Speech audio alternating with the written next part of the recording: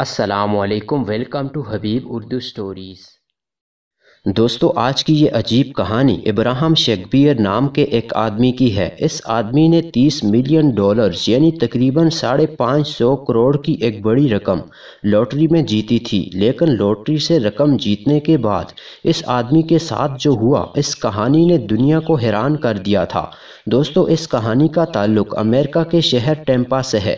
Abraham ایک غریب آدمی تھا، لیکن یہ بہت ایماندار اور رحم دل انسان تھا۔ اپنا گزر بسر کرنے کے لیے یہ مختلف کام کرتا رہتا تھا۔ ایک ٹرانسپورٹ کمپنی سے نکالے جانے کے بعد اس کے ایک دوست نے اسے اپنی باربر شاپ پر ملازم رکھ لیا۔ اس آدمی کی زندگی بہت سے مسئلوں میں گری ہوئی تھی۔ اس کی بیوی اور بچے بھی اسے چھوڑ چکے تھے، اسی لیے یہ اپنی ماں کے ساتھ اسی کے گھر میں رہ رہا تھا۔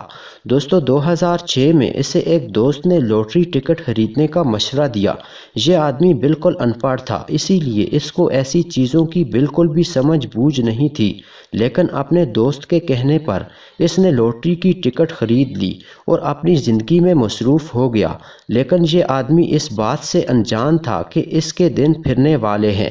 کچھ دنوں کے بعد اسے لاٹری آفس سے ایک کال آئی اور اسے بتایا گیا کہ آپ کی لاٹری سے ایک بہت بڑی رقم نکلی ہے، جو $3 کروڑ ہے۔ دوستو، ابراہم کو یقین ہی نہیں آ رہا تھا۔ یہ اس کو ایک خواب لگ رہا تھا، لیکن ایسا ہو چکا تھا۔ یہ آدمی راتوں رات انتہائی امیر بن چکا تھا۔ دوستو، انعام کی رقم ملتے ہی اس نے ایک عالی شان گھر خرید لیا۔ اس کے ساتھ ہی اس نے 3 مہنگی گاڑیاں بھی خریدیں۔ اس کے ارب پتی ہونے کی خبر پورے ٹیمپا شہر میں آگ کی طرح پھیل چکی تھی، لیکن اتنا امیر ہونے کے باوجود یہ آدمی ایک نارمل زندگی گزار رہا تھا۔ اس آدمی نے اپنے 2 بچوں کے نام بھی ایک بہت بڑی رقم بینک میں جمع کروا دی تھی۔ دوستو، اس کے امیر بننے کے بعد آئے روز لوگ اس کو اپنی مجبوریاں سناتے اور اس آدمی سے ہزاروں ڈالرز بٹورتے رہتے۔ تبھی ایک دن ڈی مور نام کی ایک عورت اس آدمی کے گھر آ پہنچی۔ اس عورت نے ابراہم سے کہا کہ یہ ایک رائٹر ہے اور یہ اس کی زندگی پر ایک کتاب لکھنا چاہتی ہے۔ ڈی نے ابراہم سے دوستی بڑھانا شروع کر دی۔ کچھ عرصے کے بعد اس نے ابراہم کو کہا کہ تم بہت سادہ ہو اور لوگ تمہیں لوٹ رہے ہیں۔ اس نے کہا کہ ابراہم اگر چاہے تو یہ اس کے پیسوں کا حساب کتاب بھی سنبھال لے گی۔ یہ عورت بہت چالاک تھی۔ ابراہم جیسا سیدھا سادہ آدمی اس شاطر عورت کی باتوں میں پھنستا چلا گیا۔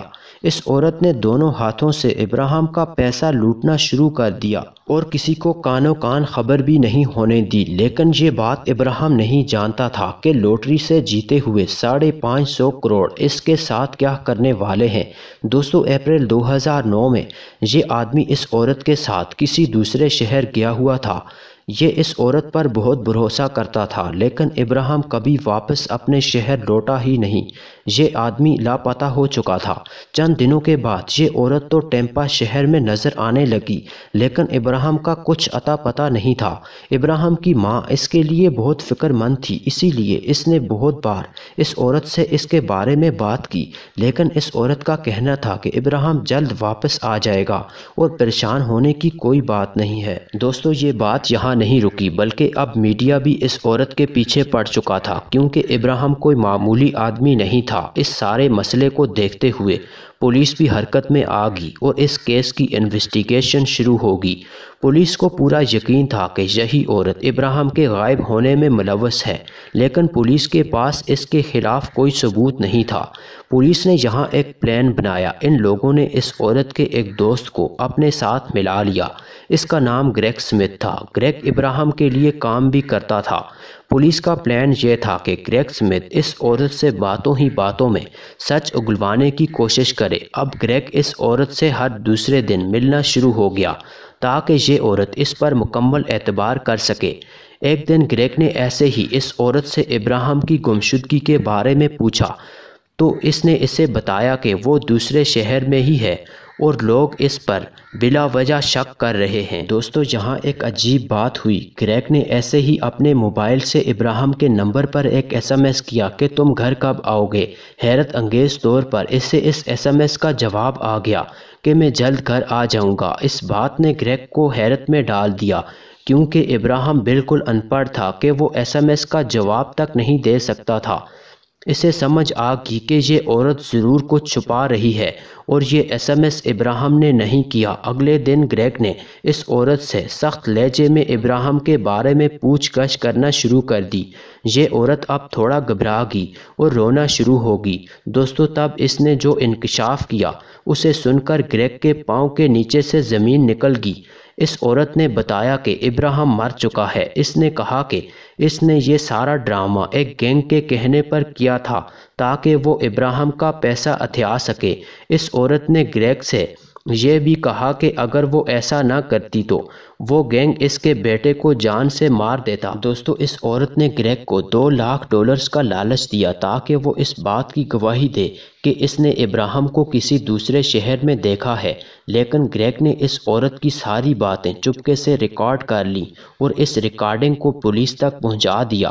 نومبر 2010 میں پولیس نے اس عورت کو گرفتار کر لیا اور پولیس نے اس سے سخت تفتیش شروع کر دی۔ اس عورت نے بتایا کہ ابراہیم کبھی شہر سے باہر گیا ہی نہیں تھا، بلکہ اس نے اپریل 2009 میں اسے گولی مار کر اپنے ہی گھر کے پیچھے بیک یارڈ میں دفنا دیا تھا۔ اس عورت نے تفتیش کے دوران یہ بھی بتایا کہ اسے کسی گینگ نے ابراہیم کے پیچھے نہیں لگایا تھا، بلکہ یہ سب اس کی اپنے پیسوں کی لالچ تھی۔